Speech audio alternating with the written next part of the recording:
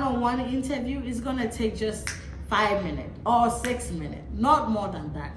So prepare, be smart.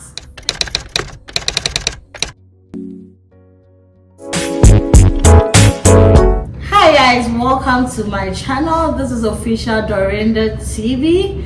I am continuing with the Study Abroad series, and today I'm talking about my visa interview, guys. This is going to be exciting. If you are new here, subscribe, like, share, and comment. If you are a returning subscriber, thank you so much for joining us. And today we're doing the visa interview experience. This is about my visa interview, so let's get straight to the video. So yeah, my visa interview was scheduled for 8 a.m. in the morning in May 25th, and I had to get there at 8 a.m. Guess what time I got there? I got there at 7 a.m. in the morning, and I was so nervous. I was so tense. Not because I wasn't prepared, because I had prepared so well. I had prepared in the mirror, talking to myself and interviewing myself. So I wasn't so scared, but I was a little bit nervous and anxious, and that is normal. If you do feel that way, it is normal. Don't fret. It's just a few minute interview. So I'm here to talk to you about my questions. So first of all, I got there at 7 a.m. as I said earlier. I went inside. I had to do biometrics, so I took my fingerprints, and then I joined the main queue for the main interview. That was nerve-wracking, like, because you could see people being denied. I was just anxious to see how mine was gonna go. So when it got to my turn, there was somebody in front of me. So that person had to go. There were 2 vacant people who were ready to interview us. So the guy in front of me went to the other person, and I went to the lady. This lady was a very young lady. She kept a very broad smile, and she made me feel like it's nothing, like I should just relax. So yeah, so when I got there, they asked me, which school did you apply for? I said I applied for Ohio University. And then she said, why Ohio University? I said Ohio University because I did a lot of research about Ohio University, and I realized that they have great professors. Their research is great. The school has produced a lot of competent students who are doing greater things, both in the US and in Ghana. And she was like, okay, where do you work? And then I told her that I work at the West African Examinations Council, WAEC. And she was like, oh, that is impressive. How long have you worked there? I said, I've worked there for, that time I had worked there for like 3 years. So I told her I've been there for 3 years.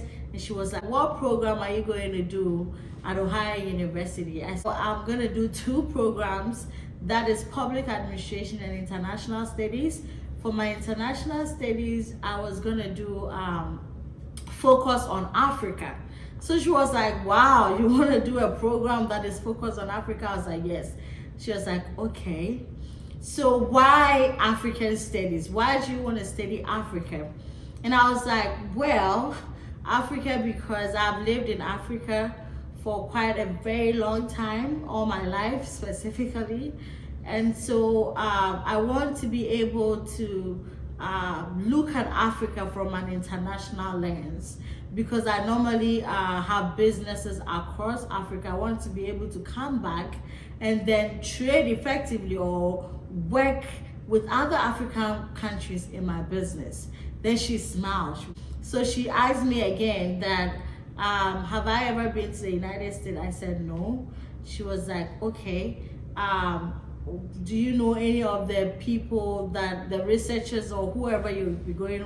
So everybody's assigned an advisor or somebody that you work with. So she asked me if I knew the person's name and what the person does. So I was like, okay, I know Dr. So and so. I mentioned her name, and her research focus is on gender issues. So my advice to you guys, please know some of the faculty members in that department. Know their research focus and what they do. and then know exactly who, because pick one person, just pick one person that you talk about in case they ask you that question. And sometimes they might ask follow-up questions that might be confusing to you, but you have to be smart. Just be smart and say something. Don't go there and be as if you are not a serious student. I have heard of instances where people are being asked about their I-20, the information on their I-20. Make sure that you know how much scholarship the school is giving you, how much your tuition is, and how much you will be paying at the end of the day, because you will be asked these questions. Make sure you are able to tell that. That is very, very important. So after that, she asked me, did I apply for any other school? I said no. She said, would I be returning to my home country after my study? And some of these questions are specific questions that they ask almost everybody, right? Almost everybody. Put in a comment if you were asked this question and what was your response. So for me, when she asked me, I said, oh yes, I will be coming back home because all my family members are back home, and so I will come back home with a degree that I'm going to acquire at Ohio University to be able to focus on doing businesses across Africa. So that is why I'm going to learn African studies. And she was like, she kept nodding, which meant to me that she understood what I was saying. So my interview took about 5 minutes, but the whole process, joining the queue and getting to the counselor, took about 15 minutes. So that one-on-one interview is gonna take just 5 minutes or 6 minutes, not more than that. So prepare, be smart, think on your feet, prove to them that you know why you're going to do that program. If you're asked, why this school? If you apply for just one school, just be honest. All they want is honesty. They want you to be confident. And one thing that I realized coming to the United States to study, and you can also come at any time. If you need to come, please shoot me a comment. Let me know and I can assist you. Is that they want honesty, okay? If you go to the interview, look them in the eye and talk, right? Coming here, I realized that that is a way they prove that you are being honest, okay? And I know that from where we come from, we tend to look down a lot if we are talking to other people. We tend to be shy a lot. Don't do that if you go to the visa interview.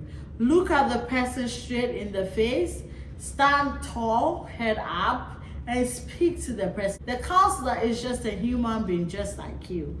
But when you go and you're not organized and you're not looking them in the face and you're looking around or turning down, they interpret it, or they look at you and see that you are nervous and see that you are telling a lie.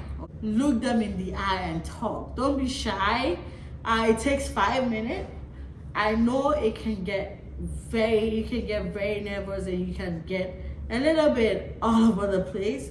It is normal. Everybody who has gone to the visa interview feels tense at some point, so don't worry about that. You just need to watch a lot of YouTube videos. I would advise you to do that.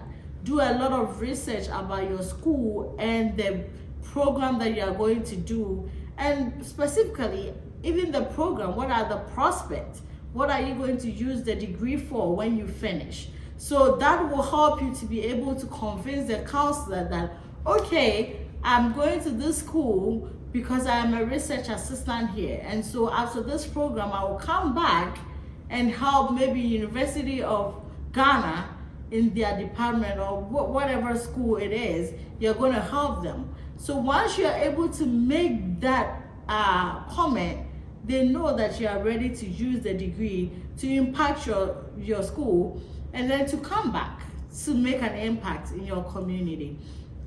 So don't forget to say that. Even when you say that, they might not ask you about whether you intend to come back or not, because you've already said that after your degree, you intend to come back and come and do so and so and so. So let's be very smart at the interview. Look them in the face, be very confident, know a lot about the school that you are going. Make sure you prepare all your documents. Don't leave anything behind. Because for me, they didn't ask me about my proof of income. They didn't ask me to bring out my proof of income. They didn't ask me for whoever is going to pay my fees. They didn't ask me any of those questions. But they do ask these questions. So make sure that when you get there, they ask you that who is going to fund your education, have something to say. Tell them, you have you have your personal income, or you have personal savings. Your parents are also going to support you to pay.